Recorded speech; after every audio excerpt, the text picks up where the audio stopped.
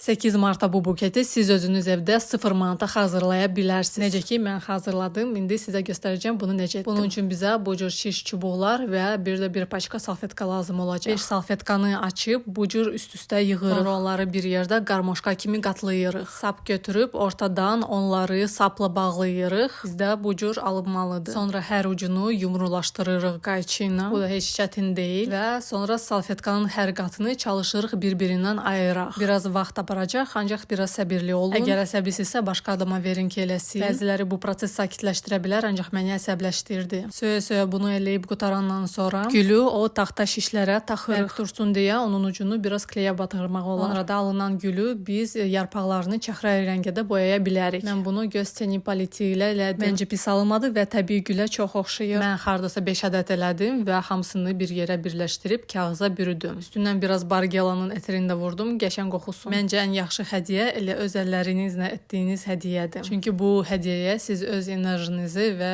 öz əhval-ruhiyyənizi qatırsınız. Və məncə bu çox önəmlidir. Əgər insan sizi istəyirsə, bu hədiyyəni mütləq dəyərləndirəcək.